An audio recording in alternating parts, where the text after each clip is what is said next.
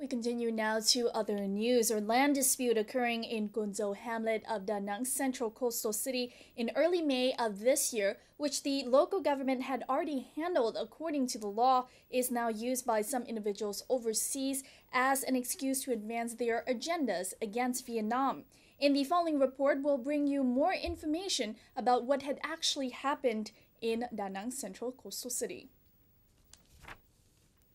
First, we'll brief you on the story. To clear the land for an ecotourism project in Cam Ranh district of Da Nang City, the city was planning to relocate more than 1,500 households of 4 hamlets, including Gunzo hamlet of Hoa Xuân ward.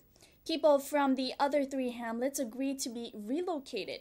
However, at Gunzo hamlet, some provocateurs incited the local people not to hand over the land and opposed the relocation plan. From April 30th to May 4th of 2010, during the funeral of a woman named Maria Dang Thị Tân, who was a Catholic in Gunzo Parish, she passed away at the age of 93. Extremists forced her family to bury her at Gunzo Cemetery, a site already closed for burials as the local government had planned to relocate it. The extremists ignited a violent clash, injuring 11 policemen and destroying a police patrol car. The security forces of Da Nang City had to detain 6 most violent extremists. The police of Cam Ranh district have prosecuted 8 people on charges of disruption of public order and also obstruction of justice. 6 of them were put into custody. Another was out on bail and the other was wanted. Nguyễn Thành Nam, a member in the funeral aid group of Gunzo Parish, also took part in the incident at the Gunzo Cemetery and was charged with disruption of public order and obstruction of justice. He was later released on bail.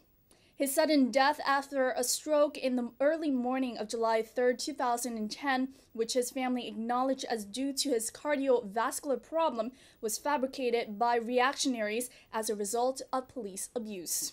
Concerned with what had happened in Gunzo Parish, Bishop Tong of Da Nang Diocese has written letters denouncing those who had spread distorted information on the case on the internet. He also warned the extremists, Catholic clerics, and followers not to take advantage of religion for non-religious purposes. In an open letter number 4 of April 2010, addressed to Catholics in Da Nang Diocese in general and those in Gunzo Parish in particular, this is what Bishop Tong wrote. Do not let violent struggles take place in the name of religion, even when the purpose is legitimate.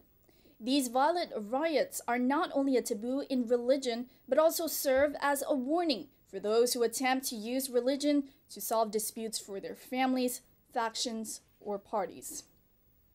Later on, in another letter sent to the Vietnam Bishops' Council dated July 19th of 2010, Bishop Tong criticized the article attached with some pictures posted on the website called nuvungcongli.net in the early hours of July 4, 2010.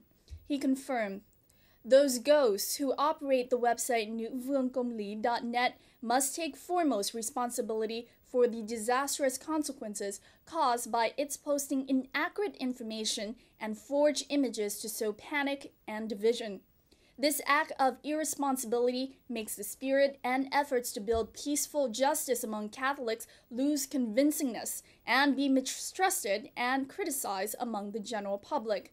Moreover, once information is distorted, it may fuel violence and rancor." We have contacted Bishop Tong of Da Nang Diocese to book an interview. However, he has said that it is quite unnecessary. He explained that the Da Nang Diocese has clarified its viewpoint via related letters and press releases which are available on its website. Also on this website, www.zaophatdanang.org, you could see the full content of the letters written by Bishop Tong that we have just mentioned above. Just as stated by the spokesperson of the Vietnamese Foreign Ministry Nguyễn Phương Nga in the afternoon of May 6, the truth is that what happened in Gunzo Parish has nothing to do with religion. It was nothing more than a land dispute between those residents slated for relocation and the local government, relating to the site clearance and compensation policies. However, some extremists at home and also abroad have abused religion, distorted the truth, ignited violence, and also slandered the local government as committing religious oppression and human rights violation. According to the Da Nang local government, relocation to pave the way for socio-economic development projects is above all aimed at a better life for the people themselves. For years now, Da Nang has been a pioneer in this activity. The city has successfully relocated residents after offering them due compensations and the most active support, thus helping them to turn over a new leaf. Da Nang is a leader in central coastal Vietnam in terms of GDP growth at more than 10% per annum. Its annual per capita income is expected to hit $2,000 this year, and its export revenues passed the 1 billion threshold. So far this year, Da Nang has been reported to have attracted some $2.5 billion for more than 50 real estate projects. And now, as the usual for each week, we'll take a look at the major events that made headlines over the past week.